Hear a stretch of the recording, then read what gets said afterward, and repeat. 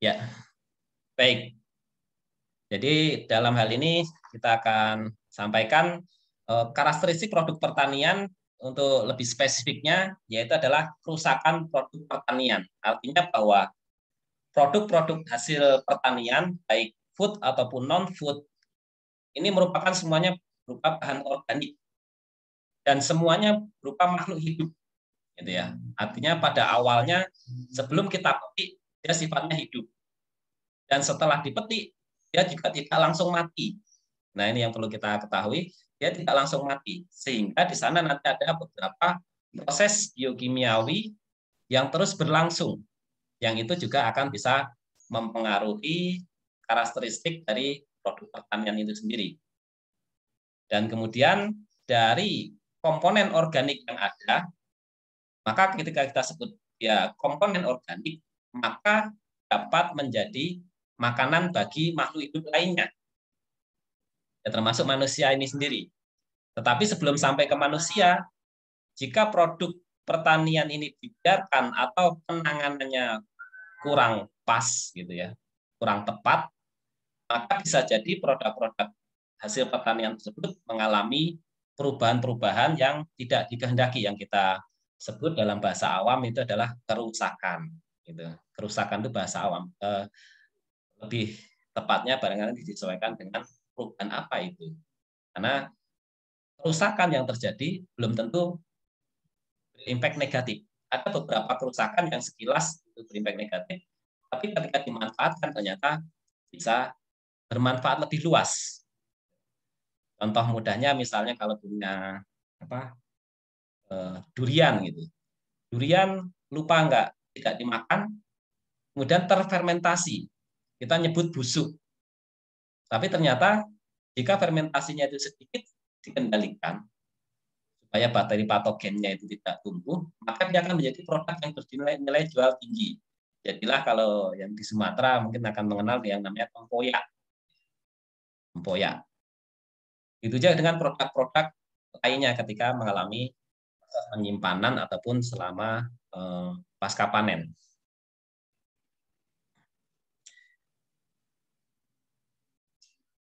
Nah, kita sebut kerusakan ini karena memang ini bahasa umumnya. Karena ketika dia tidak terkendali, maka kita sebut rusak. Barulah kalau kita kendalikan, itu kita sebut nanti yang namanya adalah fermentasi. Jadi fermentasi dengan busuk itu sebenarnya boleh dibilang kronologi prosesnya sama, tapi hanya beda pada pengendalian, ya, beda pengendalian prosesnya. Ketika tidak terkendali, maka kita sebut fermentasi spontan, dan itu dalam bahasa awam adalah busuk atau rusak. Tapi kalau dikendalikan, kita sebut sebagai fermented atau fermentasi terkendali, dan itu bisa menguntungkan. Nah, ini sekilas refresh saja. Kerusakan bahan pangan itu ada banyak, tidak hanya pembusukan saja ya, tidak hanya pembusukan. Ada beberapa di antaranya adalah perubahan-perubahan karakteristik fisik. Di antaranya adalah pertama perubahan kekenyalan. Susu, santan itu juga dapat mengalami penggumpalan sehingga nanti viskositasnya atau maaf ini bukan kekenyalan ya, kekentalan ya. Kekentalan itu nanti bisa berubah akibat penggumpalan protein tersebut. Protein yang awalnya itu larut, soluble, sehingga memberikan kekentalan yang alami. Ketika mengalami penggumpalan, maka sifat hidrokoloid dari protein itu hilang. Nah, maka berubahlah viskositasnya. Kemudian tekstur. Nah, ini jelas paling mudah dilihat tekstur. Ketika layu atau ketika busuk, maka teksturnya akan menjadi lunak. Karena di sana terjadi berbagai macam degradasi, baik itu hidrolisis ataupun degradasi lebih lanjut menjadi senyawa-senyawa yang lebih sederhana dalam komponen penyusunnya. Nah, kemudian ada lagi pembentukan lendir. Nasi jika dibiarkan misalnya sehari atau 2 hari, maka paling terlihat teksturnya atau permukaannya itu akan ditumbuhi lendir. Tiba-tiba ada lendirnya. Lendirnya dari mana? Nah, ini adalah dari aktivitas mikroba, terutama dalam bentuk bakteri asam laktat atau kita sebut BAL. Nah, bakteri asam laktat ini tadi kalau dibiarkan begitu saja mungkin kita sebut busuk. Tapi kalau kita manfaatkan, kita kendalikan, yaitu misalnya adalah dengan penambahan garam pada kadar tertentu sehingga bakteri patogen tidak tumbuh, maka ini bakteri asam laktat akan bisa memfermentasi menjadi produk yang lebih berguna. Misalnya dibuat menjadi sejenis tape atau dibuat menjadi sejenis minuman beralkohol ya seperti itu juga bisa. Kemudian pembentukan asam sendiri ini juga terjadi ketika bersamaan dengan pembentukan lendir. Makanya kalau nasi itu ada lendirnya, hampir dapat dipastikan ketika dicicipi rasanya asam.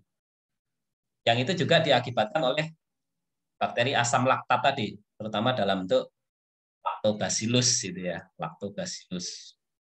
Ini menyebabkan lendir dan asam. Kemudian ada perubahan-perubahan lagi, misalnya daging.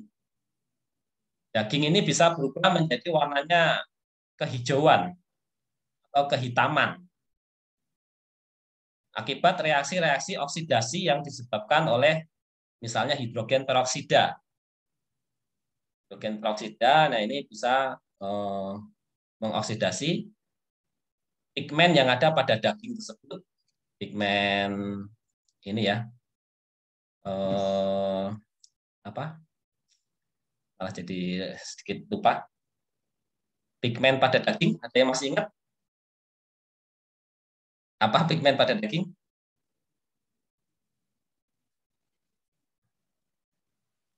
Mioglobin ya, mioglobin. Ya. Mioglobin. Kalau pada darah kita sebut hemoglobin, kalau pada daging kita sebut mioglobin. Dua-duanya berwarna merah ketika mengikat oksigen.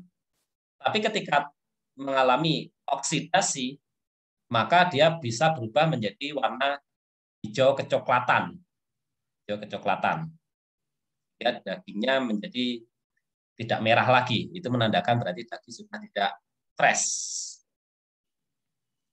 Kemudian H2S, hidrogen sulfida, itu juga bisa mempengaruhi warna menjadi kehitaman. Kemudian ada pembentukan warna kuning yang disebabkan oleh bakteri Enterococcus.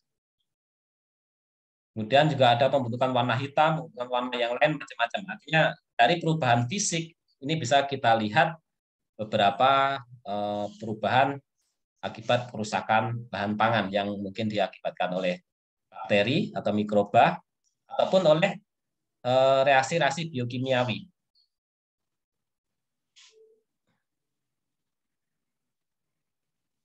Nah, oleh sebab itu bahan pertanian ini ya, bahan pertanian yang sangat mudah rusak tadi, karena di dalamnya ada komponen-komponen organik yang sangat cocok untuk menjadi substrat bagi kehidupan mikroba ataupun reaksi-reaksi biokimiawi termasuk enzimatis. Nah, maka ketika kita punya produk hasil pertanian yang sudah dipanen, maka tentu kita lakukan handling atau penanganan, jangan sampai produk tersebut mengalami perubahan-perubahan yang tidak diinginkan atau yang kita sebut kerusakan tadi ya.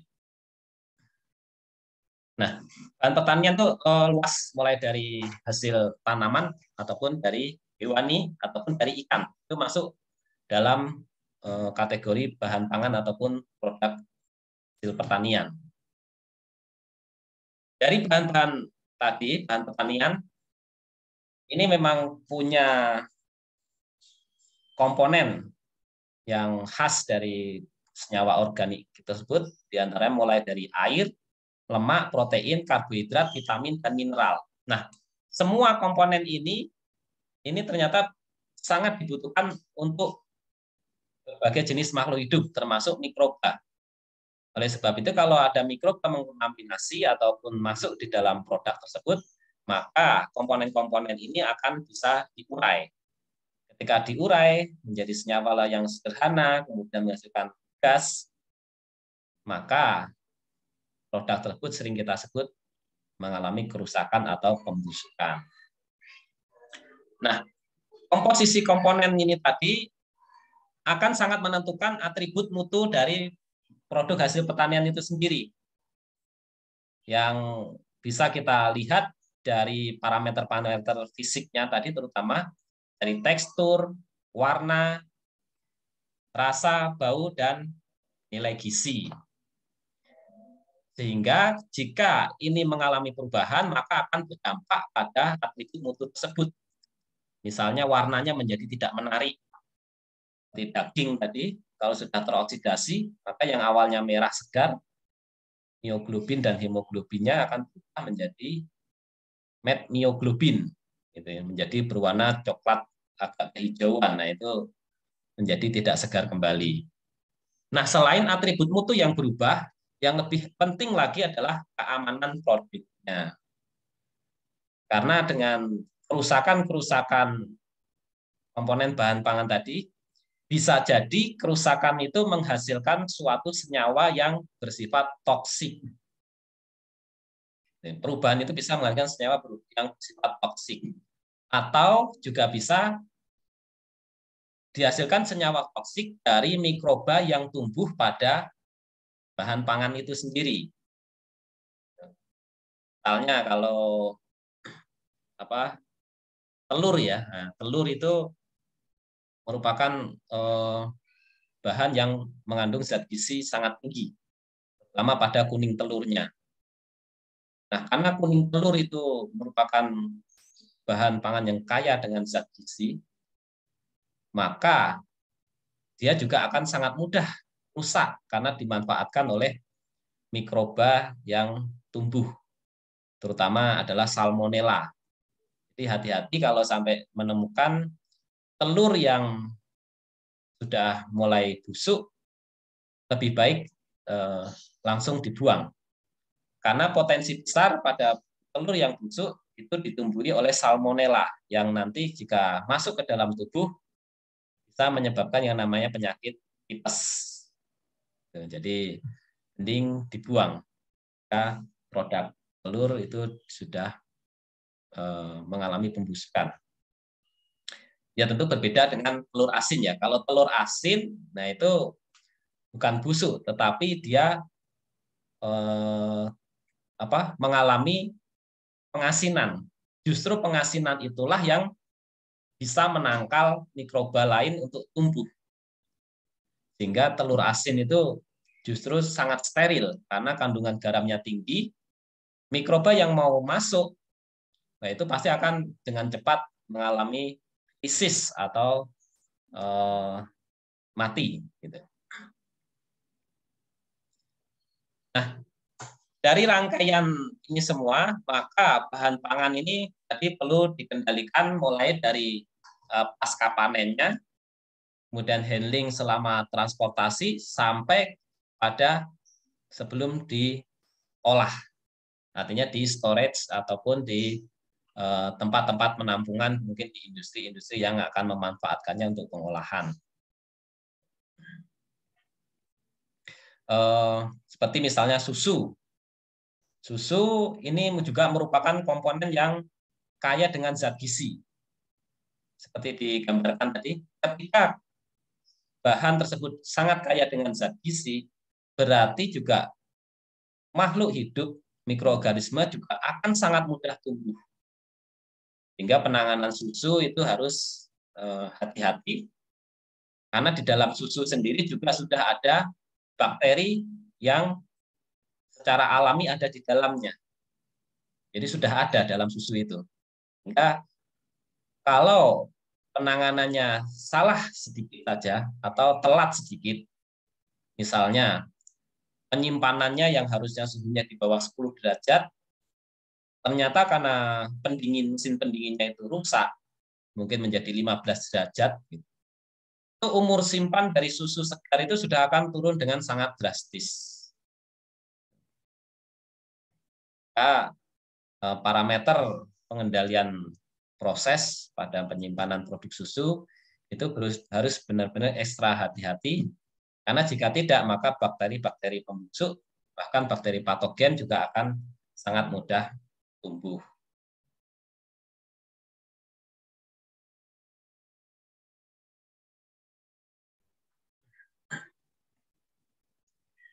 Ya, nah ini beberapa tadi kerusakan yang dapat diakibatkan oleh beberapa faktor, mulai dari mikroorganisme ini yang paling riskan ya, paling riskan dalam hal ini adalah membutuhkan penanganan yang lebih ekstra karena tidak terlihat, sehingga penanganannya harus benar-benar akurat dalam pengendalian atmosfernya, suhunya, kelembabannya, untuk bisa mencegah mikroorganisme itu tumbuh.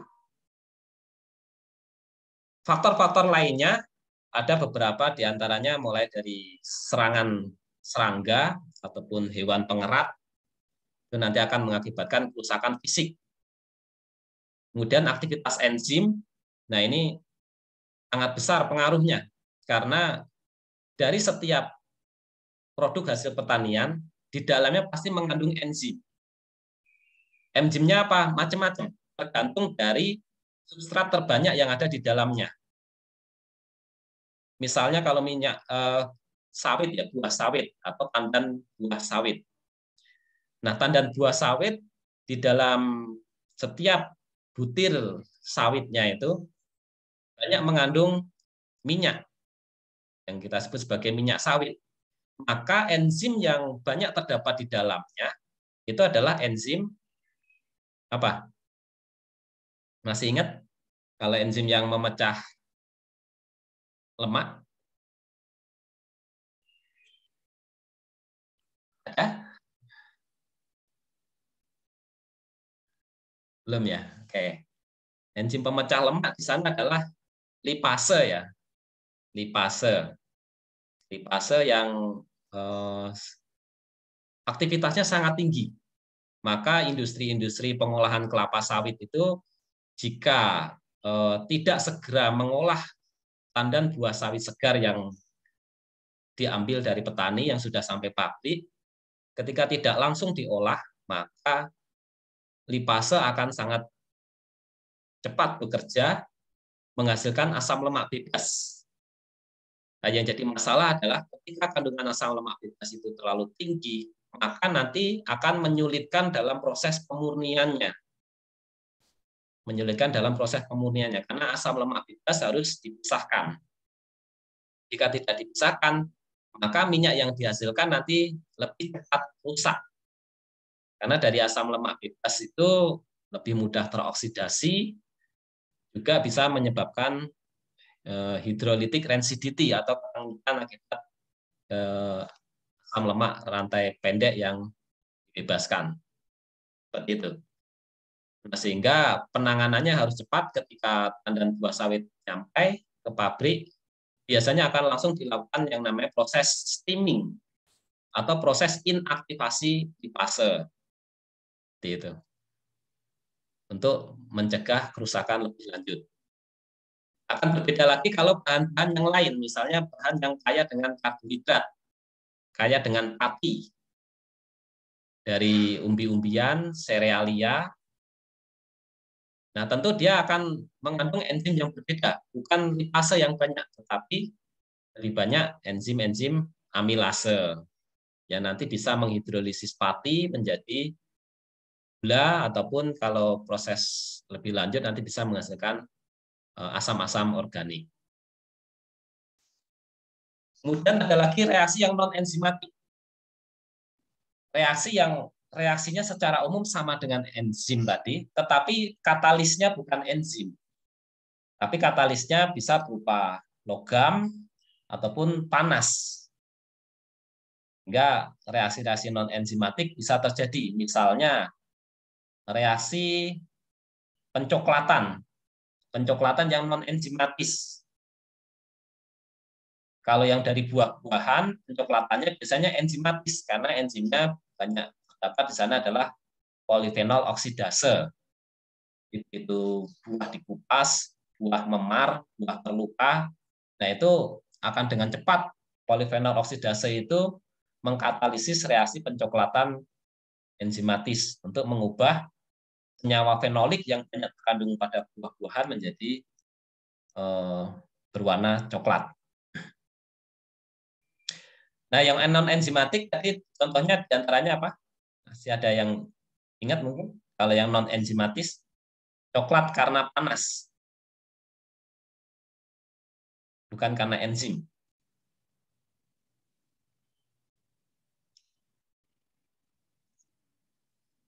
Yang non enzimatik yang populer itu ada dua, ada yang kita sebut sebagai karamelisasi dan satu lagi adalah Maillard reaction. Untuk yang karamelisasi hanya melibatkan gula tanpa melibatkan protein. Tapi kalau yang Maillard itu melibatkan protein dan gula-gula tereduksi atau gula-gula sederhana. Nah, itu juga dapat mengakibatkan perubahan. Tetapi perubahan ini bisa dikendalikan dan nanti bisa dimanfaatkan untuk yang bermanfaat. Misalnya pada pembuatan gula kelapa. Gula kelapa itu dari nira. Nira warnanya awalnya kuning agak keruh ya, ini agak keruh. Nah, dalam proses pembuatannya itu sengaja dari nira kelapa ataupun nira aren itu dimasak, artinya diberikan proses termal, diberikan suhu tinggi supaya apa? Terjadi reaksi Maillard. Karena di dalam nira ada gula reduksi, di glukosa, fruktosa, gitu ya. Kemudian juga ada asam-asam amino ataupun protein sederhana yang itu akan membantu pembentukan reaksi Maillard. Dan reaksi Maillard dari nira itu justru dikehendaki, tapi karena selain menyebabkan warnanya coklat juga menyebabkan rasa yang enak, rasa gurih, rasa yang enak, rasa yang mantap, dan seterusnya. Bahkan penelitian lebih lanjut, reaksi Maillard itu bisa menghasilkan produk intermediate yang bersifat bioaktif. Bioaktif artinya bisa memberikan manfaat untuk kesehatan. Ini ada beberapa rekan saya penelitian terkait dengan membuat gula kelapa itu bagaimana caranya supaya reaksi Maillard-nya itu tidak sampai reaksi Maillard sempurna, tapi hanya intermediate produk. Karena yang bersifat bioaktif tadi intermediate produknya. Atau paling tidak dibuat setengah-setengah. Setengahnya itu Maillard sempurna, setengahnya lagi Maillard parsial atau menjadi intermediate produk. Sehingga nanti gula kelapanya itu atau gula arennya akan memberikan manfaat kesehatan yang lebih bagus lagi dari yang komersil saat ini. Seperti itu. Karena kan gula kelapa, gula aren ini diklaim menjadi gula yang lebih menyehatkan lah, seperti itu ya. Gula yang lebih menyehatkan dibanding gula pasir atau sukrosa. Dan terakhir ada kerusakan fisik. Nah, kerusakan-kerusakan ini semua, terutama yang mikroorganisme, nah itu akan bisa menyebabkan pembentukan senyawa toksik yang bisa mengancam keamanan pangan dari produk ataupun bahan yang diperoleh dari panenan ini.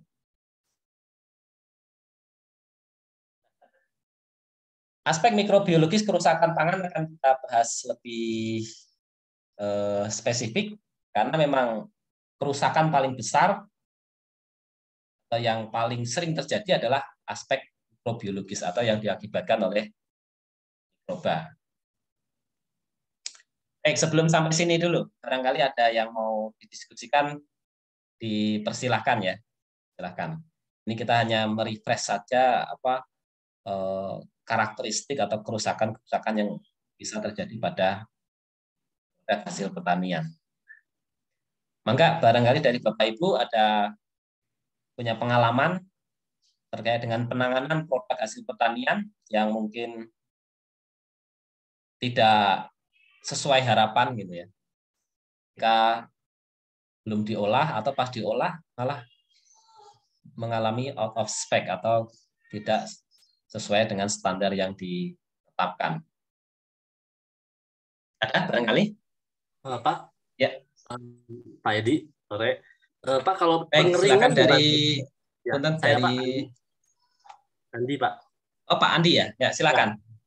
Pak, kalau pengeringan membantu nggak Pak? Misalkan kita punya produk cabai dengan dikeringkan, terus misalkan produk-produk hasil kayak ubi kita buat chips gitu Pak. Pengeringan itu membantu nggak untuk apa namanya mengurangi gitu kerusakan pangan? Pengeringan gitu ya Pak? Hmm. Pengeringan dulu gitu dengan penjemuran gitu dan macam-macam yang lain-lain. Ya, baik. Pengeringan ya. Pengeringan apakah membantu atau bisa mencegah kerusakan lebih lanjut dari produk hasil pertanian seperti pengeringan dengan matahari ataupun pengeringan mungkin ada yang lain dengan menggunakan oven atau kabinet dryer gitu. Baik, sebelum saya tanggapi barangkali ada rekan-rekan ada yang mau menanggapi terlebih dahulu? Boleh? Dari produk yang dikeringkan karena ini sekarang banyak ya menuntut untuk produk itu disediakan dalam bentuk kering karena ketika dalam bentuk basah tadi ancaman kerusakan-kerusakan itu sangat mudah terjadi. Apalagi cabai tadi ya. Cabai itu kalau musim hujan itu kan harganya mahal ya. Sehingga pas saat musim panas, panen raya, harganya murah. Nah, ini apakah bisa ditangani dengan pengeringan? Ada yang mau menanggapi dulu? Baik, kalau tidak ada apa dari Pak Wahyu mungkin mau menanggapi. Belum ada, Pak. Mungkin nanti mau bertanya juga. Ya, boleh. Ya, baik. Untuk produk yang dikeringkan, ini nanti juga akan kita bahas ya, di belakang barangkali ya, bahwa mengapa produk hasil pertanian itu ada yang sangat mudah rusak, ada yang tidak terlalu mudah rusak, ada yang bahkan mudah rusak. Itu faktor utama yang mempengaruhi itu adalah nanti keberadaan air. Nah, gitu. Keberadaan air, terutama nanti yang kita sebut sebagai air bebas. Artinya air yang memang nanti bisa dimanfaatkan oleh mikroba untuk tumbuh. Artinya ketika makin banyak ketersediaan air bebas, air yang tidak terikat oleh senyawa-senyawa lain, nah maka produk tersebut akan semakin mudah rusak. Nah, di dalam produk-produk hasil pertanian, sebagian besar, terutama yang segar ya, memang kandungan airnya tinggi, itu jumlah air bebasnya tinggi, sehingga memang sangat mudah rusak. Contoh tadi yang disebutkan adalah misalnya cabai. Cabai itu kadar airnya juga tinggi, mungkin sekitar 70% dari itu. Nah, sehingga ketika air bebasnya tinggi, maka nanti ada yang kita sebut namanya AW, water activity. Water activity tinggi, maka mikroba akan sangat mudah tumbuh. Jadi tidak heran kalau ada kita punya cabai, misalnya hanya dibiarkan saja, ya seminggu kemudian sudah hampir dapat dipastikan dia sudah lenges atau rusak akibat aktivitas mikroba. Nah, ketika dikeringkan, apakah akan sangat membantu? Tentu bisa sangat membantu. Kalau pengeringannya benar, artinya sesuai dengan apa yang dikehendaki. Karena pengeringan juga nanti kan tentu akan berkaitan dengan berapa kadar air akhir yang dicapai atau AW akhir yang mau dicapai supaya tidak mudah rusak. Gitu. Hanya permasalahannya adalah tadi pengeringannya menggunakan apa? Ketika pengeringannya ini menggunakan oven atau menggunakan cabinet dryer, maka pengeringan akan berlangsung cepat. Ketika pengeringan berlangsung cepat, maka potensi untuk terjadinya reaksi-reaksi biokimiawi ataupun mikrobiologis selama proses pengeringan itu akan bisa dihindari. Sehingga proses pengeringan dengan oven tentu akan bisa menjaga cabai tadi tetap fresh, artinya kandungan senyawa-senyawa di dalamnya itu utuh, atau kalaupun berubah hanya sedikit. Yang berubah banyak hanya airnya. Komponen lainnya tetap, terutama misalnya capsaicin. yang menyebabkan cabai itu berasa pedas gitu ya. Nah itu. Dengan kapsaisinya masih utuh, bahkan menjadi konsentrat karena airnya sudah banyak berkurang, nah, maka itu nanti kalau mau dibuat sambal atau mau diolah menjadi olahan yang berasa pedas, maka tingkat kepedasannya tentu akan lebih tinggi daripada cabai segar biasa. Tetapi kalau mengeringkannya menggunakan matahari, nah ini yang perlu diperhatikan. Selama proses pengeringan matahari, itu kan pengeringannya berjalan lambat. Suhu barangkali hanya sekitar 35 sampai 40 derajat.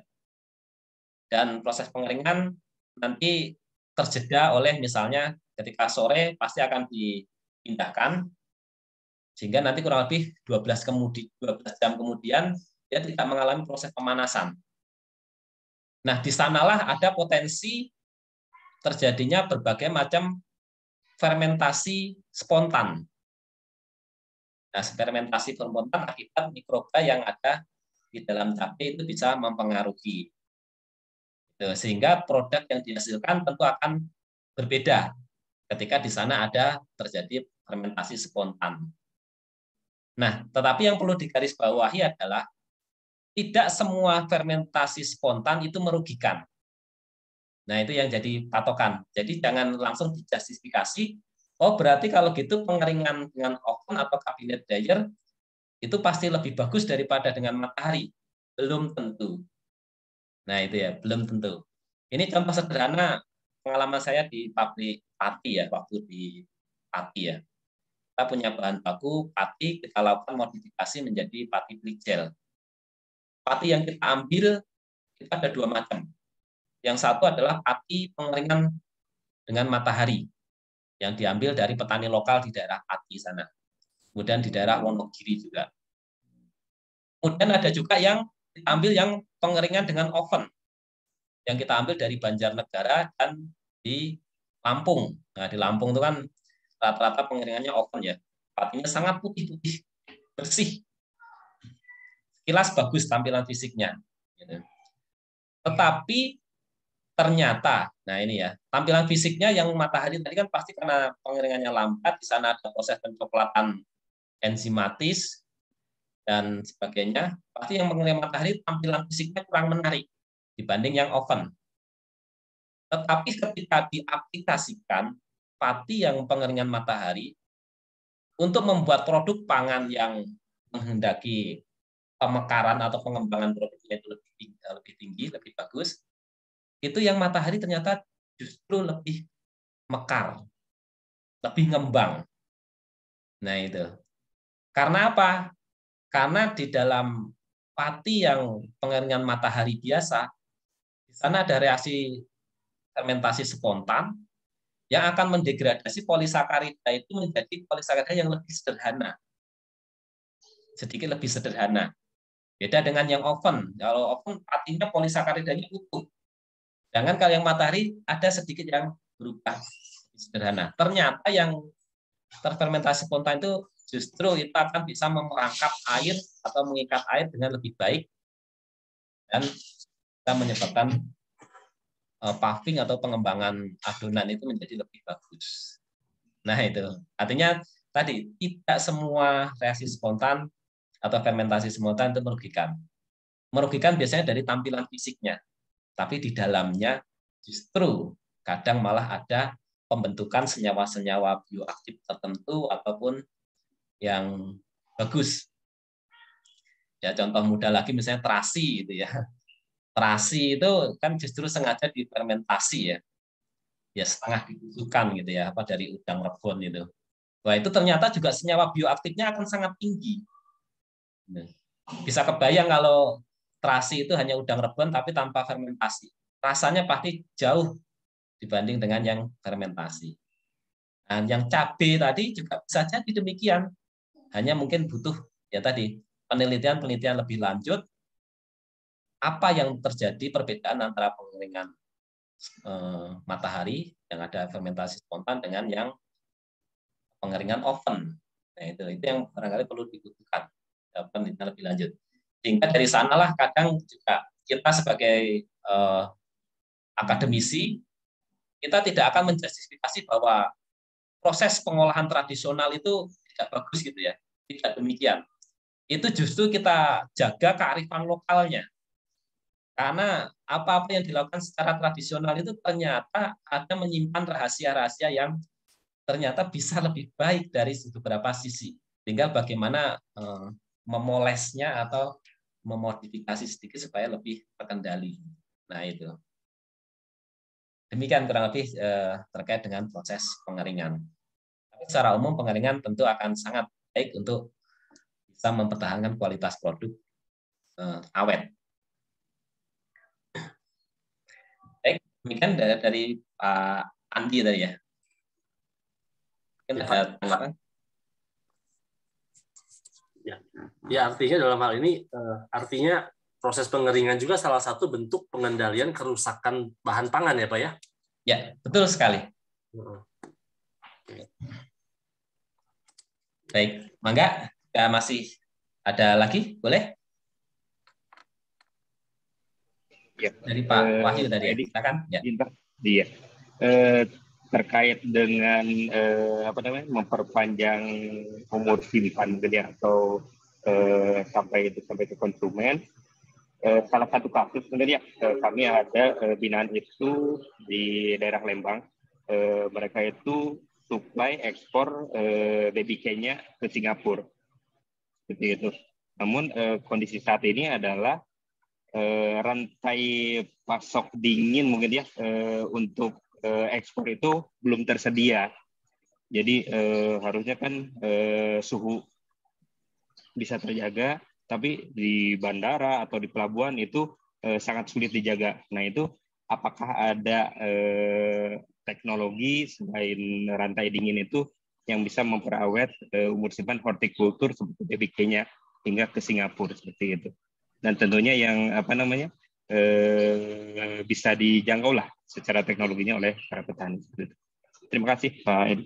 Ya, baik. Ini terkait dengan produk hortikultur yang diekspor. Nah, ini. Tetapi ketika kita mengekspor, maka dalam proses distribusinya pasti akan mengalami proses penyimpanan gitu ya. Proses penyimpanan sebelum akhirnya sampai pada konsumen akhirnya. Nah, ini yang harus dikendalikan karena ketika tidak maka berbagai perubahan akan muncul. Tinggal tadi pertanyaannya teknologi sederhana apa barangkali begitu ya yang bisa diterapkan untuk mengatasi hal tersebut. Karena kalau teknologi canggih ya pasti banyak ya. Mulai dari pendingin sendiri, kemudian dengan atmosfer terkendali, kemudian dengan iradiasi, masuk dengan ozonasi, nah itu juga bisa mempertahankan. Tinggal kalau teknologi sederhana apa yang kira-kira bisa mengatasi atau menghambat perubahan-perubahan biokimiawi tadi ya. Maka barangkali ada dulu yang mau berbagi, mungkin punya pengalaman, boleh? Ya, selamat sore Pak. Ya, silakan dari Pak Beni ya. Ya, ingin bertanya ya, Pak. Nah, pertanyaan saya kan ketika tentang telur asin sih Pak.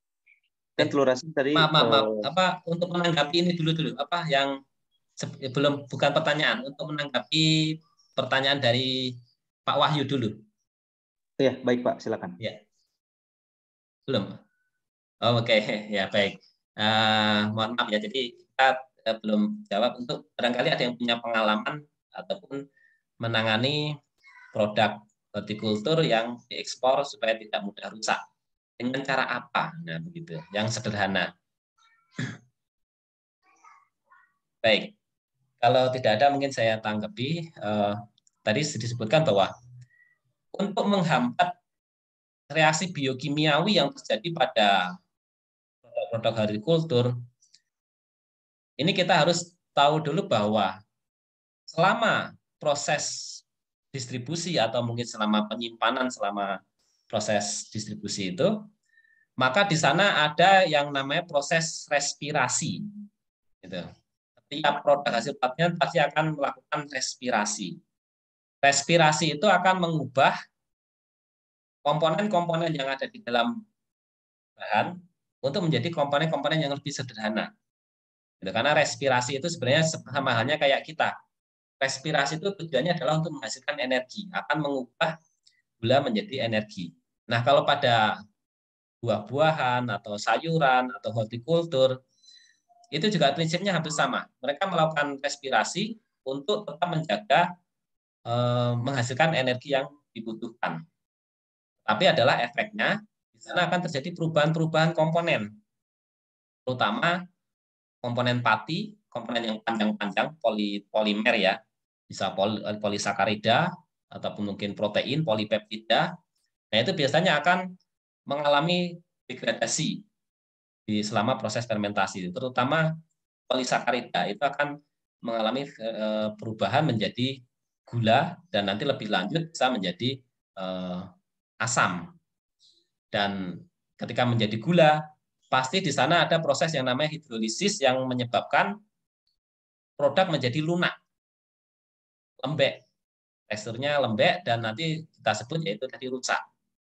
Nah, kemudian berarti pertanyaannya adalah bagaimana mencegah respirasi itu tidak berlangsung cepat, begitu ya? Karena kalau di stop sama sekali barangkali cukup sulit, karena dia makhluk hidup ya butuh nafas lah kalau dibahasakan. Tapi nafasnya jangan cepat, pelan saja. Nah, dengan cara apa? Kalau yang teknologi canggihnya biasanya adalah mulai dari suhu. Suhu itu biasanya tentu akan diturunkan suhunya. Makin tinggi suhu, respirasi makin cepat, dan makin rendah suhu, respirasi makin lambat. Tentu kita kombinasikan suhu dengan apa? Nah, kemudian adalah dengan atmosfernya. Atmosfernya itu kan berarti lingkungannya. Udara yang ada di lingkungan. Atau ketersediaan oksigen di lingkungan. Kalau ketersediaan oksigen itu tinggi, maka respirasi akan cepat. Supaya respirasi itu berjalan lambat, nah itu maka oksigen dari lingkungan kita cegah supaya tidak masuk ke bahan. Dengan cara apa? Biasanya adalah dengan membungkus produk-produk tersebut dengan jenis plastik atau wrapping gitu ya. Itu bisa mencegah, teknologi sederhana itu bisa mencegah respirasi tidak berjalan terlalu cepat. Maka beberapa, mungkin tidak heran kalau kita sering lihat di supermarket ya, atau mungkin nggak usah di supermarket, warung sayur ya. Kita lihat sering buah-buahan atau sayuran, terutama yang sudah mau busuk itu ya, biasanya mereka akan segera melakukan wrapping. Ada juga yang di wrapping dari awal. Nah, itu tujuannya adalah untuk mencegah atau menghambat respirasi. Itu teknologi sederhana. Kalau teknologi canggihnya, dibungkus dalam wadah, tapi oksigennya kita hisap, kemudian kita ganti dengan gas yang lain, yang lebih inert, yaitu bisa nitrogen atau karbon dioksida. Itu kalau canggihnya, kalau mau mengganti atmosfernya. Itu kita keluarkan oksigennya, kita ganti dengan nitrogen ataupun CO2.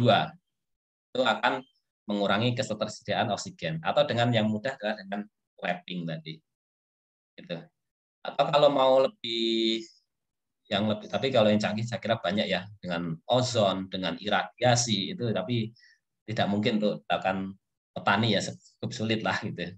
Yang memungkinkan adalah di atmosfer terkendali itu mudah, ataupun dengan wrapping.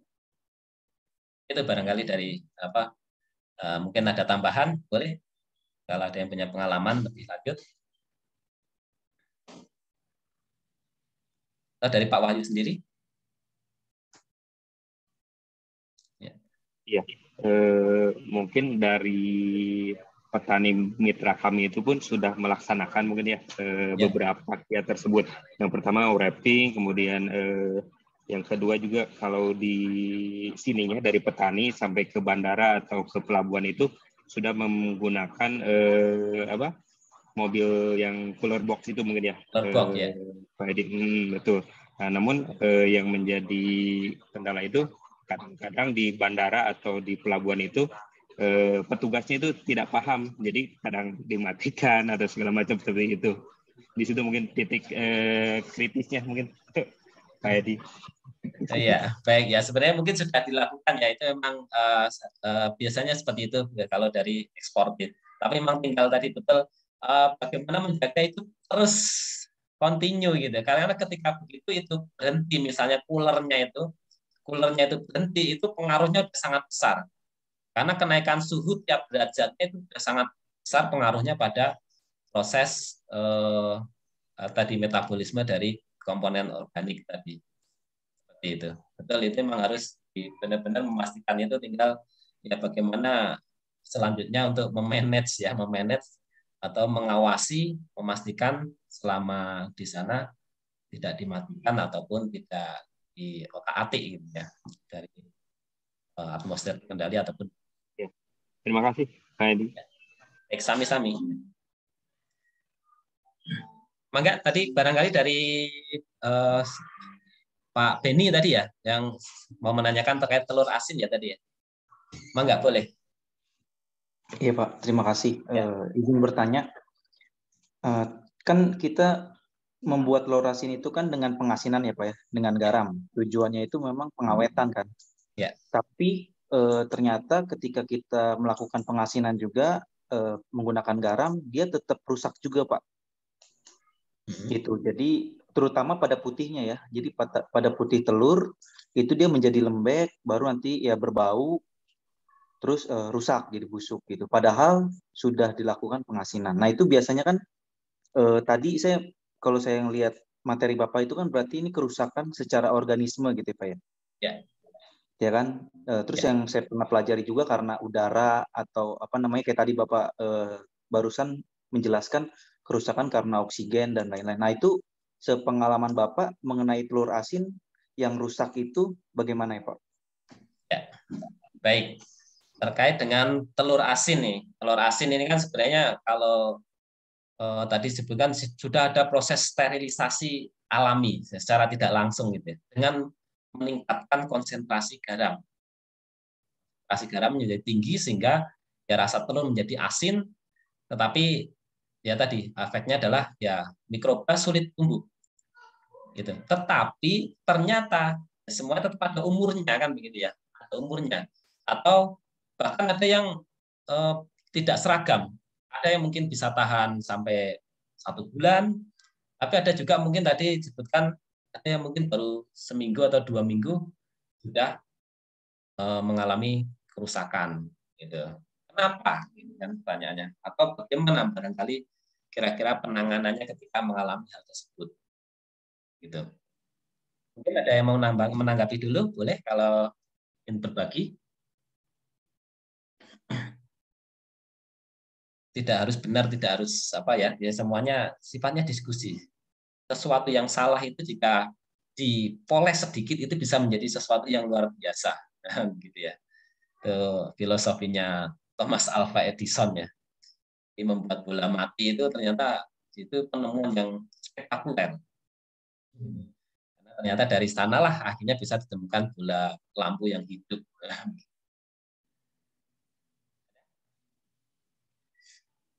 Belum, ya. Baik, kalau belum mungkin saya tanggapi dulu. Jadi telur asin, tadi sebutkan bahwa telur itu merupakan bahan pangan yang sangat kaya dengan nutrition atau zat gizi. Ketika dia sangat kaya dengan nutrition atau zat gizi, maka resikonya adalah mikroba, kerusakan mikrobiologis tentu akan sangat mudah terjadi. Gitu, sangat mudah terjadi. Oleh sebab itu penanganannya pertama harus terstandarisasi, artinya betul bahwa misalnya konsentrasi garam yang dicapai itu idealnya harusnya terstandarisasi. Pada konsentrasi berapa kandungan garam yang ada di dalam telur itu ingin dikehendaki supaya bisa mencegah munculnya bakteri. Gitu. Itu harusnya terstandarisasi. Kalau tidak terstandarisasi bisa jadi tadi mungkin yang di atas garamnya karena kurang banyak, jadi kandungan garam akhirnya tidak terlalu tinggi. Sedangkan yang bagian tengah atau bagian bawah mungkin bisa sangat tinggi, sehingga mungkin kurang seragam. Itu yang pertama. Artinya prosesnya sendiri harusnya terstandarisasi. Jadi bukan apa istilahnya, bukan sekedar menetapkan konsentrasi yang garamnya ditambahkan sekian kilo untuk sekian kuintal telur, bukannya sekedar itu, tapi juga pemerataannya itu yang pertama, sehingga supaya kandungan garam yang ada di dalam telur itu seragam pada level yang bisa mencegah bakteri patogen untuk tumbuh. Itu yang pertama. Kemudian yang berikutnya, yang kedua adalah sumber bahan bakunya sendiri. Karena kita tahu bahwa telur itu kan ya bebek itu ya, telur itu kan bertelur itu apa setempat-tempatnya dia suka-suka gitu ya. Beda dengan ayam ya, kalau ayam harus ada raman apa jerami mungkin gitu. Tapi kalau bebek itu kalau orang Jawa bilang itu sak gon-gon gitu ya, sak gon-gon. Apa ya, bahkan kalau bebek itu lagi di sawah, lagi di gembala, ya itu akan banyak ditemukan telur saat bebek itu lagi makan gitu. Karena tadi bertelur semaunya dia. Nah, sehingga kondisi telur yang diperoleh dari tempat yang berbeda-beda itu juga bisa mempengaruhi kualitas bahan baku. Sehingga dalam prosesnya tentu kita harus melakukan sortir pada telur yang mau kita olah menjadi telur asin. Artinya kita standarisasi juga telurnya, mulai dari mungkin warnanya harus bagaimana, kemudian ukurannya harus bagaimana, besarnya itu ya. Karena beda ukuran tentu juga proses penggaraman itu, pengasinan itu juga akan berbeda antara yang kecil dengan yang besar. Itu kan bisa menyebabkan ketidakseragaman tadi. Kemudian ya tadi, tempat di mana dia bertelur itu juga bisa mempengaruhi. Mungkin sempat pas bertelur jatuh agak kena benturan, sehingga ada bagian kulit yang tidak kasat mata terluka. Bisa jadi itu terjadi. Sehingga sepertinya telurnya bagus dilihat sekilas, tapi aslinya dia sudah ada retakan. Nah, retakan itulah nanti yang akan menyebabkan masuknya mikroba pembusuk atau yang menyebabkan kerusakan. Sehingga dari bahan bakunya juga harus terstandarisasi, pastikan bahan bakunya semuanya yang memenuhi kriteria mutu yang ditetapkan, mulai dari tadi ukuran, warna kulit, mungkin karena juga telur itu kan juga beda, umur bebek itu juga berbeda. Ada misalnya kalau bebek baru awal-awal ya, baru awal-awal bertelur, artinya bebeknya masih muda gitu ya. Itu cangkangnya bagus, kuat, gitu ya. Tapi begitu tadi udah agak uzur, mungkin istilahnya kalau kita bilang mendekati menopause gitu ya, itu cangkangnya mulai tipis. Itulah akhirnya kalau pada peternakan ayam ataupun bebek ya unggas secara umum, itu umur itu dibatasi. Ketika pada umur berapa itu harus diregenerasi atau diperbarui. Karena ketika umurnya sudah tua, bebeknya itu atau mendekati ya cukup berumur tadi, cangkangnya makin tipis. Dan ketika cangkangnya makin tipis, itu juga bisa menyebabkan bakteri lebih mudah masuk. Meskipun di sana sudah ada garam ya, sudah ada garam, tapi tidak semua bakteri mati oleh garam itu. Karena bakteri kan jumlahnya bermacam-macam, ada yang tahan dengan konsentrasi garam, ada yang tidak. Nah, yang tahan dengan konsentrasi garam, jika cangkangnya terlalu tipis, ya bisa saja masuk. Sehingga nanti akan melakukan aktivitasnya, karena di dalam telur itu nutrisinya sangat tinggi, banyak, yang menyebabkan kerusakan atau pembusukan. Nah, itu beberapa mungkin pengalaman terkait dengan perteluran ya, perteluran itu. Untuk barangkali bisa ya, perlu lebih care lagi terhadap karakteristik bahan bakunya, itu terutama, dan seragaman prosesnya. Barangkali itu dari tambahan penjelasan saya. Enggak, kalau masih ada tanggapan yang lain atau mungkin dari Pak Denny sendiri. Oke, ya terima kasih Pak. Kalau yang tadi Bapak jelaskan itu kan berarti kita ke hulunya ya. Ya. Bagaimana ke proses produk itu, penanganan di handling produk sebelum diproses pengasinan ya. Ya. Nah, kalau ini Pak, penanganan ketika kita sudah diasinkan gitu, tapi untuk mencegah kerusakan itu apa ya Pak? Ya mungkin ada kayak Ya. seperti pengawetan atau mungkin Ya. teknologi yang menghambat kerusakan gitu. Jadi setelah hulunya, nah afternya itu bagaimana Pak? Pendapat Bapak? Ya, baik ya. Pertanyaan yang bagus ya, pertanyaan yang kritis ini. Ya, betul. Tadi yang saya sampaikan adalah itu bagian hulunya ya. Artinya kita bicara terkait dengan standarisasi bahan baku, karena bahan baku itu besar sekali pengaruhnya. Nah, berikutnya bagaimana proses lanjutannya kalau bahan baku sudah terstandarisasi, apakah menjamin produknya bagus semua? Tentu kan tidak, tetap tidak ya. Gitu. Artinya bisa saja ada yang rusak. Nah, kemudian pertanyaannya adalah bagaimana proses afternya ini setelah bahan baku standarisasi, ada nggak teknologi proses yang bisa meningkatkan keawetan dari telur asin tadi? Oke, ini pertanyaan yang kritis, bagus. Mungkin ada yang mau menanggapi? Belum ya? Baik, kalau belum, kita tanggapi.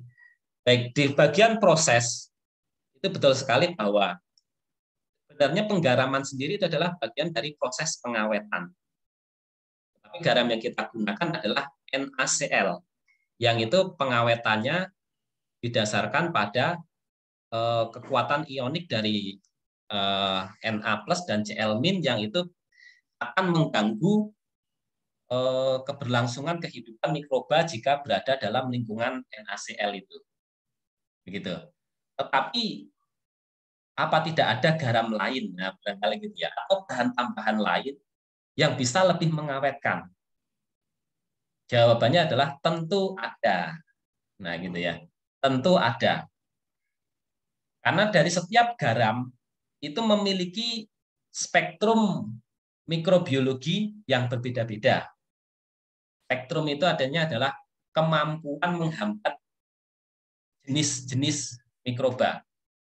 Gitu. Artinya antara NaCl dengan natrium benzoat, Na benzoat, ataupun dengan natrium asetat tentu berbeda-beda. Nah, gitu ya. Beda-beda. NaCl ini termasuk garam yang tingkat spektrum penghambatan mikrobanya lebih rendah, tergolong rendah dibanding dengan natrium benzoat. Nah, oleh sebab itu boleh nggak kita pakai natrium benzoat yang punya spektrum penghambatan mikroba yang lebih luas? Jawabannya boleh. Nah, jawabannya boleh. Tapi ada tapinya.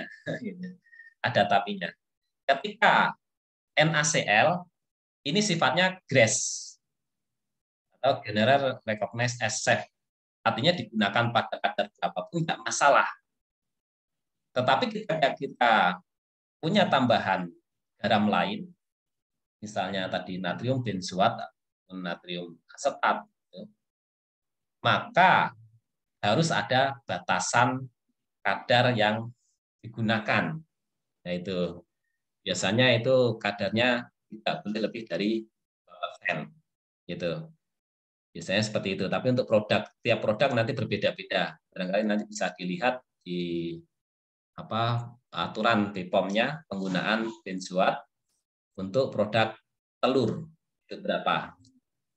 Nah, itu yang bisa digunakan salah satunya untuk mengganti garam yang punya penghambatan mikroba lebih kuat. Tapi tentu ketika menggunakan itu ya pasti ada sedikit efek negatif. Karena itu jatuhnya adalah pengawet yang penggunaannya dibatasi. Sehingga ketika itu digunakan ya menjadi image di masyarakat pasti kurang baik. Meskipun sudah memenuhi standar, standar itu maksudnya melebihi batas Tuh. Itu dari jenis penggunaan pengawetnya. Sedangkan dari teknologinya, nah kalau teknologinya biasanya proses pengawetan itu bisa dikombinasikan, sifatnya begitu. Kalau ini tadi dari bahan pengawetnya, nah kemudian sekarang bagaimana mengkombinasikan antara bahan pengawet tadi dari garam dengan proses pembunuhan ataupun sterilisasi dari produk atau bahan telur itu sendiri. Proses pengawetan itu banyak, mulai dari dengan penggunaan termal, kemudian penggunaan ozon, penggunaan iradiasi, kemudian apa lagi ya? Yang paling umum itu termal, iradiasi, sama ozonasi. Nah, barangkali bisa dikombinasikan ke sana. Gitu. Dikombinasikan ke sana. Misalnya setelah proses pengasinan, disterilasi lebih lanjut menggunakan proses tadi. Misalnya dengan sejenis apa? Iradiasi atau ozonasi. Atau proses termal. Cuma kalau proses termal bisa jadi nanti bisa berpengaruh pada karakteristik produknya. Karena kalau proses termal kan pasti akan menyebabkan ya terdenaturasinya protein, mungkin juga senyawa-senyawa bioaktif bisa rusak dan sebagainya. Yang cukup aman itu adalah ozonasi dengan iradiasi. Itu juga tergolong aman. Iradiasi bisa menggunakan sinar UV, bisa menggunakan yaitu yang paling umum UV, karena itu aman. Karena kalau sinar X itu dikhawatirkan bisa mengubah DNA ataupun ini ya dari konfigurasi molekul. Yang aman itu UV. Jadi bisa saja nanti telurnya setelah diasinkan itu diinkubasi pada sinar UV. Seperti itu. Nah, atau diinkubasi pada ozon. Sekarang mulai banyak ozon generator itu dibuat dengan teknologi yang cukup sederhana. Dengan mengubah oksigen cair, kemudian diubah menjadi ozon dengan ozon generator itu sudah cukup banyak. Jadi bisa juga ke sana diberi gas ozon atau diinkubasi pada ozon. Nah, itu akan bisa membantu meningkatkan proses pengawetan dari telur asin tadi ya. Berlaku untuk produk secara umum sebenarnya.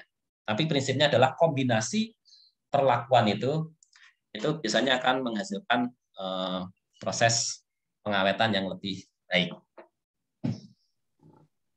Ya, demikian kurang lebih tambahan dari ya Pak Beni ya terkait dengan telur asin. Jika ingin lebih awet lagi. Ya, terima kasih Pak. Kalau ini Pak, sinar gamma itu maksudnya apa Pak? Ya, sinar gamma itu maksudnya sinar X atau sinar radiasi yang cukup berbahaya gitu ya. Kalau untuk kepangan energi tinggi ya, energinya sangat tinggi. Karena energinya sangat tinggi itu bisa mengubah konfigurasi molekul. Dan masalahnya konfigurasi molekulnya itu bisa jadi kita tidak tahu berubahnya jadi seperti apa. Nah, itu nanti bisa menyebabkan bahkan karsinogenik atau mutasi genetik. Itu. Makanya yang aman adalah UV. Iya, karena memang kita teman ada yang pernah nyoba itu pakai sinar gamma, dia kuningnya berubah jadi ungu, Pak. Nah, itu kita tidak tahu juga, itu harus teliti lebih lanjut ya, itu ya menarik ya. Cuma ya itu kalau sinar gamma atau sinar X itu terlalu rawan. Saking frustasinya kita bagaimana mengawetkan itu akhirnya pakai teknologi nuklir yaitu yang sinar gamma tadi. Akhirnya telurnya itu jadi berubah telur ungu. Mungkin tinggal kulitnya juga sih Pak, kita rencana mau rubah jadi ungu juga gitu. Jadi telur asin ungu Pak. Jadi hulak berarti telurnya. Ya, cuma itu terlalu kreatif ya. Secara nutrisi kita memang belum tindak lanjut, tapi memang itu berubah jadi ungu sih. Memang tapi teknologi cukup mahal sih Pak, pakai sinar gamma. Iya. Tapi itu efektif yang mematikan ya sebenarnya. Ya, tapi terlalu beresiko ya, terlalu beresiko ya. Kita tidak menyarankan, karena itu harus butuh penelitian lebih mendalam. Ada istilahnya generasi berapa sinar gamma itu masih aman gitu. Itu pun juga masih nggak jamin ya, karena mutasi genetik itu justru banyak muncul dari sana gitu. Nah, Tapi masalahnya Pak, mutasi genetik itu bisa jadi sinar lebih gamma bagus, sinar gamma bisa itu kan, jadi lebih banyak. tapi Pak, sinar gamma itu kan digunakan juga sama industri cabai, Pak. Ya, Itu di cabai kan udah dicoba. Itu apakah ya, merubah kandungan genetik pada si eh, cabai itu? ya, sangat bisa. Makanya itu sebenarnya teknologi sinar X ataupun sinar radiasi frekuensi tinggi ini itu memang efektivitasnya luar biasa gitu. Itu termasuk untuk mengubah bibit dari awalnya bibit nggak bagus jadi bagus gitu ya. Dari tidak tahan hama jadi tahan hama dan sebagainya itu sangat mungkin, sangat bisa sekali. Tapi ya tadi resikonya itu cukup tinggi. Dan ketika nanti produk itu diberi perlakuan dengan sinar X atau sinar gamma itu, nanti dia harus ada label khusus. Gitu. Itu tidak boleh kita sembarangan artinya menjual ya sudah ini produk, bagaimana kita menyembunyikan prosesnya bagaimana, itu tidak boleh. Itu ada Tapi kan Pak, aturannya terkait dengan iya. rekayasa genetik itu karena itu nanti supaya orang tahu bahwa ini mengalami proses ini dan itu punya resiko itu. Nah, gitu. Makanya Secara ini kan Pak, ya, secara apa mungkin secara pendidikan kesehatan gitu kan, oh ini apa namanya kurang baik, tapi secara bisnisnya oke banget nih Pak. Ini jadi solusi nih untuk apa sih orang-orang yang punya bisnis di situ gitu. Efektivitasnya tinggi, nggak repot gitu kan. iya, iya, iya. Betul itu karena itu memang apa luar biasa. Tapi ya tadi ya itu kalau dari sisi Itu perdebatan ini ya Pak, akademisi etik sama ya itu bisnismen gitu. masih terlalu terlalu apalah abu-abu ya begitu. Bahkan terkait dengan produk rekayasa bioproduk itu ya kan juga ada ya kalau di program studi magister yang MTA itu ada mata kuliah itu yang membahas itu dan saya juga mengampu itu. Saya itu memang demikian. Itu masih kontroversi sampai sekarang masih kontroversi. Tapi setidaknya aturan yang terakhir adalah dibolehkan, yang penting harus mencantumkan itu label bahwa produk itu sudah mengalami proses radiasi. Itu mengalami rekayasa bioproduk. Itu yang penting sehingga konsumen yang akan mengkonsumsi juga sudah tahu bahwa ini memang produk sudah mengalami proses rekayasa gitu sehingga tidak akan disalahkan kalau nanti terjadi hal-hal yang tidak diinginkan.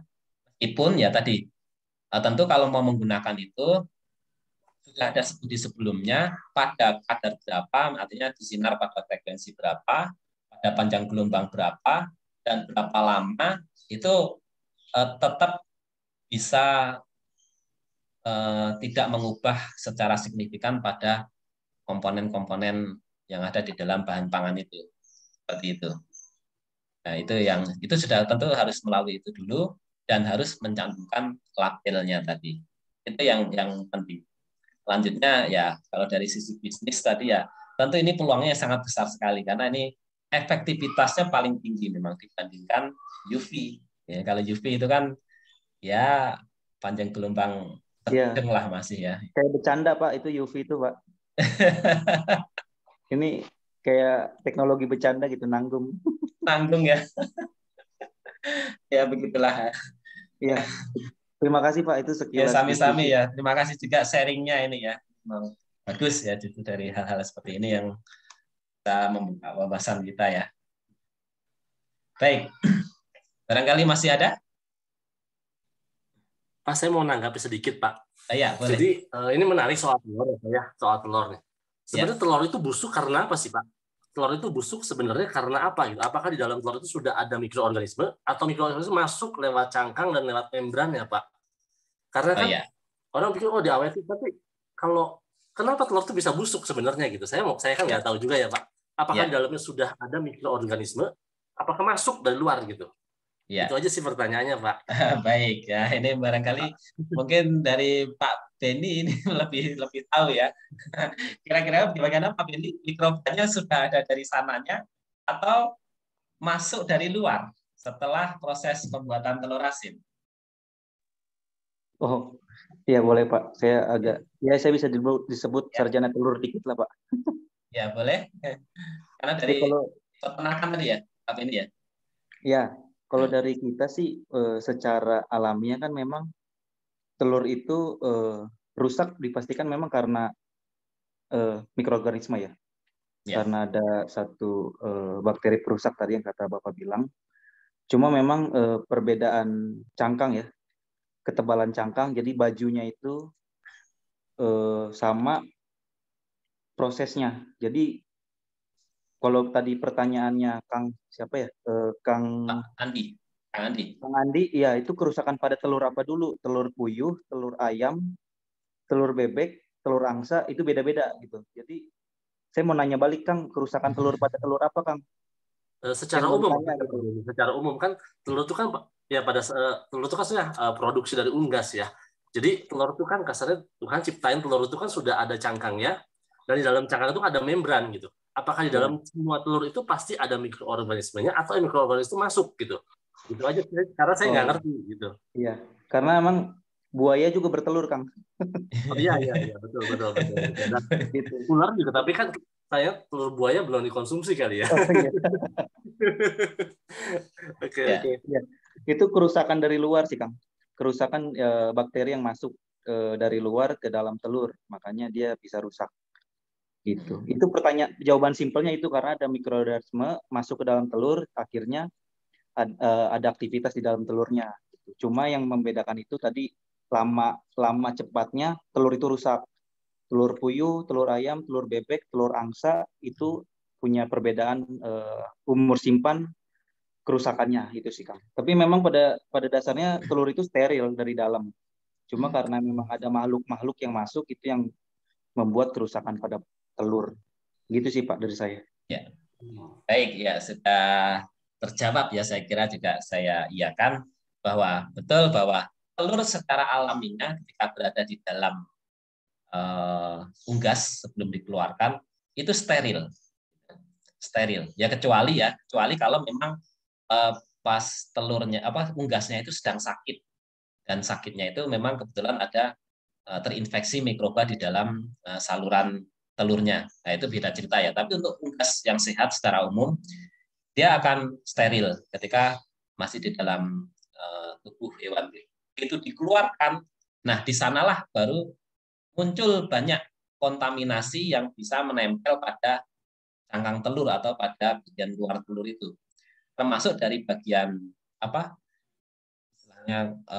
bagian tempat mengeluarkan telurnya itu ya, itu juga sudah banyak mengandung bakteri, karena kan itu keluarnya juga hampir sama ya dengan ya istilahnya ujungnya itu hampir sama dengan tempat mengeluarkan kotoran. Ya, pasti di sana akan sangat banyak kloaka, bakteri. Pak. Nah, kloaka dalam bahasa peternakannya itu kloaka.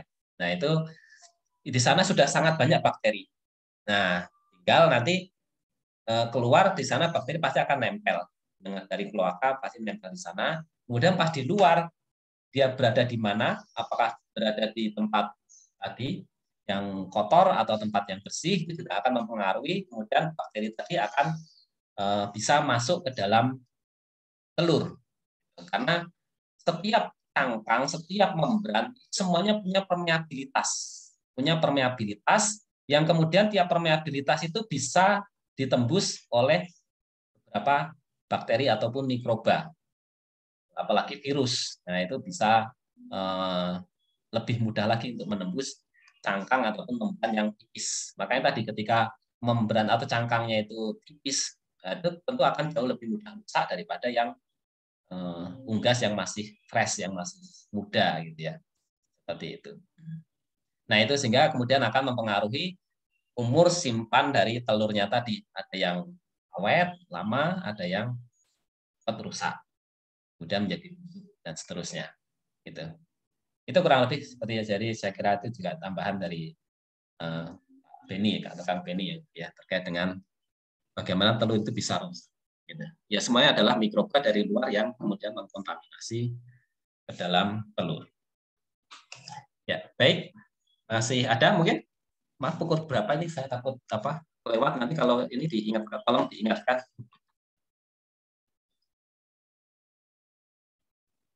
Masih ada? Kalau masih ada boleh ya, kita sifatnya materi ini sifatnya hanya refreshing, jadi justru yang lebih memperkaya adalah dari pertanyaan-pertanyaan atau diskusi seperti ini. Tapi jika tidak ada, kalau saya saya tidak bawa jam di laptop saya karena full screen, jadi tidak bisa terlihat ininya apa jamnya. Jam berapa sekarang, maaf? Saya ini dulu ya. Gini kelihatan 17.42. Ya sedikit lagi aja ya, 5 menit atau 10 menit ya terkait saya aspek mikrobiologi ini. Saya lanjutkan sedikit. Aspek mikrobiologis komponen atau penyebab kerusakan pangan ini banyak. Nanti ada bakteri, ada yeast, ada kapang, ada virus, dan semuanya berasal dari apa? Kontaminan. Ya, tadi kalau kita bicara mikroba, ini hampir dapat selalu kita pastikan adalah kontaminan. Kecuali tadi dari sumbernya, hewannya itu misalnya sudah sakit. Ya sakit itu pun juga karena kontaminasi atau karena terinfeksi, kan begitu ya. Tapi intinya adalah semuanya berasal dari kontaminan atau kontaminasi, baik itu dari hewan ataupun dari lingkungan secara tidak langsung, karena terbawa angin dan sebagainya, udara, debu, atau air, hingga terikut bersama air, ya, dari peralatan-peralatan yang digunakan. Nah, oleh sebab itu mikroba ini perlu dikendalikan, mulai dari prapanennya, dari GFP-nya ya, Good Farming Practice, kemudian ke GHP, Good Handling Practice, kemudian GMP, Good Manufacture Practice, sampai ke GDP, Good Distribution Practice. Nah ini, semuanya ini bisa berpotensi menyebabkan kontaminasi.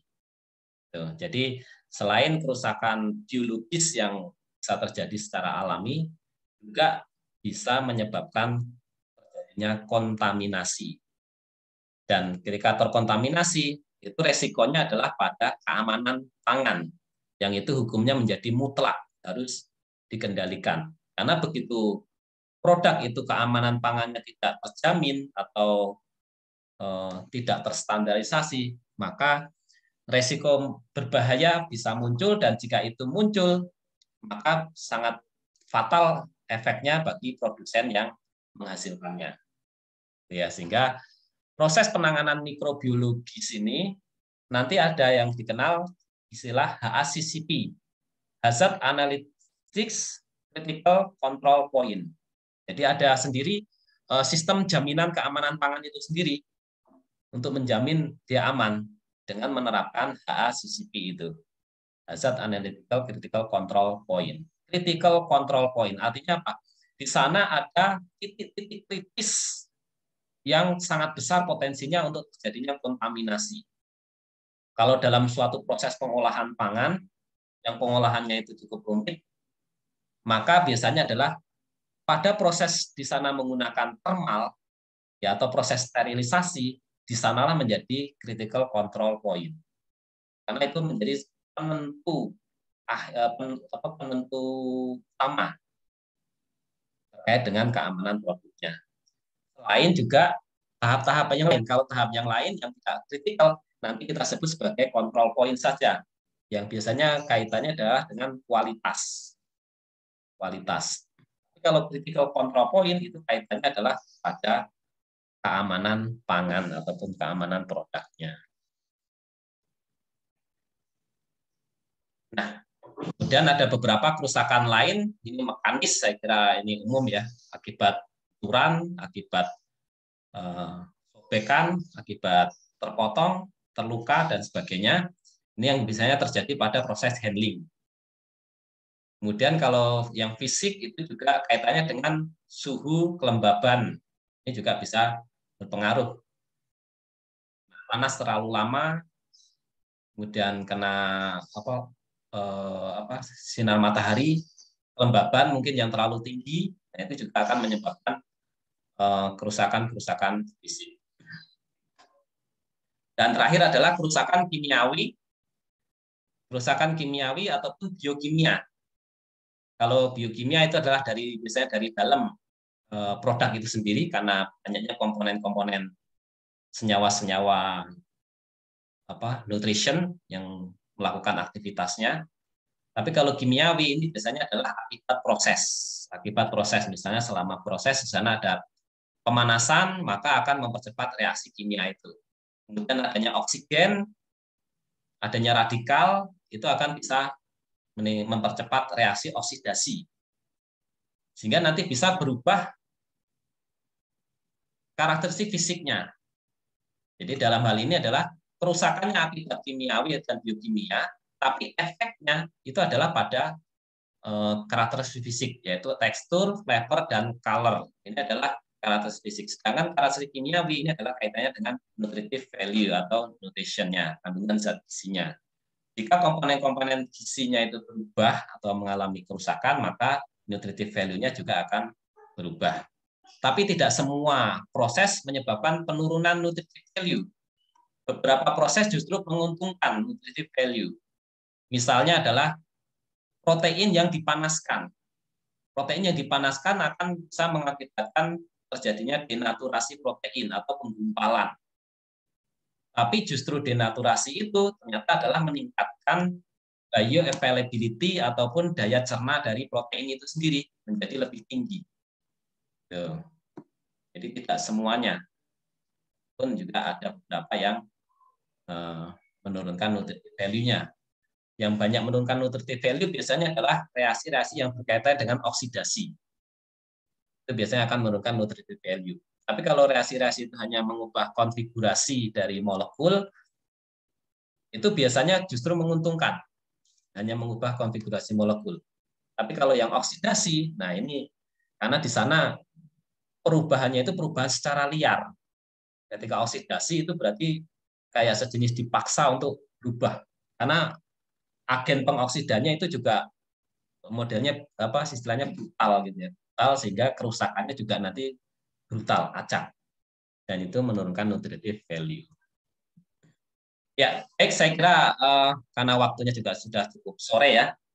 Kita cukupkan saja sampai di sini terkait dengan air dalam bahan pangan, nanti mungkin bisa dibaca lebih lanjut di dalam materi ya. Nanti mohon maaf ini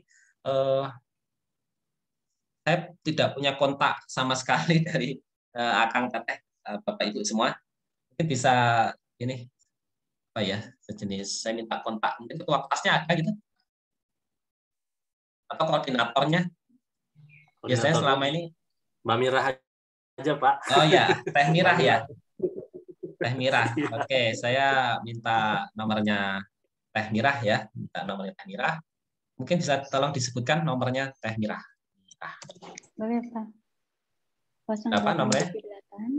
0878 2766 4730. 4730. Ya, baik, Teh Mirah. Nanti mungkin untuk materi saya share melalui Teh Mirah ya. Termasuk nanti karena ini saya lakukan record